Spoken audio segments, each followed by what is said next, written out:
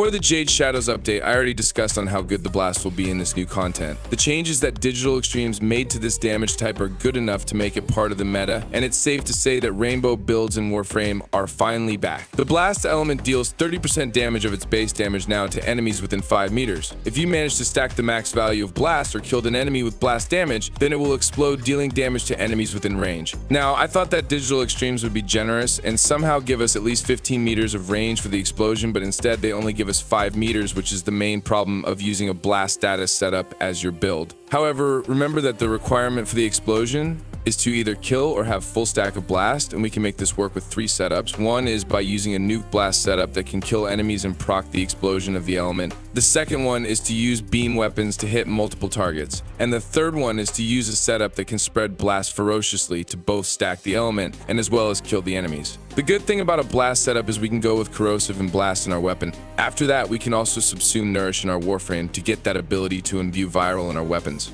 Now, before the update, I also said that it would be interesting to see if partial armor strip will be better if paired with the blast and corrosive combo, paired with the viral stack we have from nourish. And I'm just happy that this seems to be the case, as having at least a Tau forged Emerald Archon Shard in your build that grants 13 corrosive stacks for partial armor stripping will yield better damage with the blast, corrosive, and viral setup. For beam weapons, a good example for this is the Incarnator that you can mod for corrosive and blast.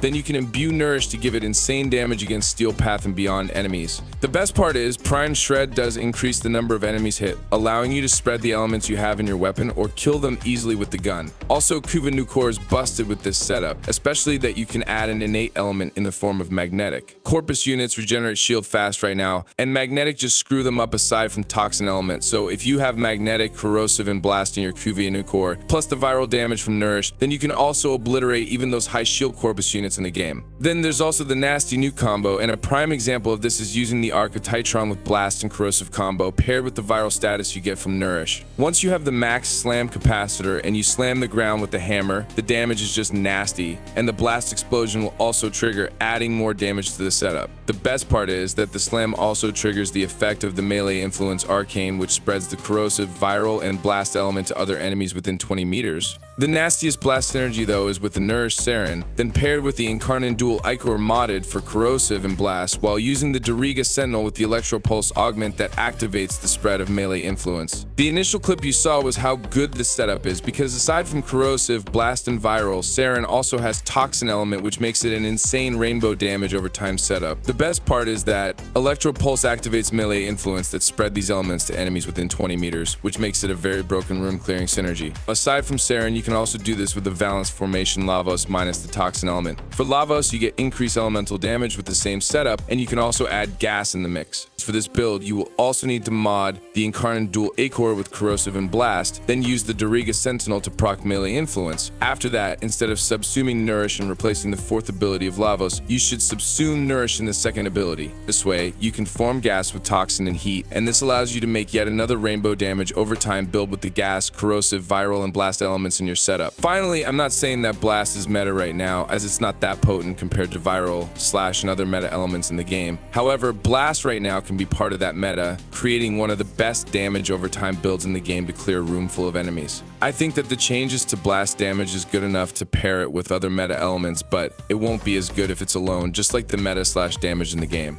Now that you have enough knowledge about it, go try this setup for yourself or go experiment on other related setup based from this video. Before leaving, please help us please the YouTube algorithm by simply liking this video and sharing it with your friends. Also, don't forget to subscribe if you want to see more Warframe content and other games related to Warframe soon. Thank you so much for watching, and we hope to see you again in our next video. Squad Leader, signing off.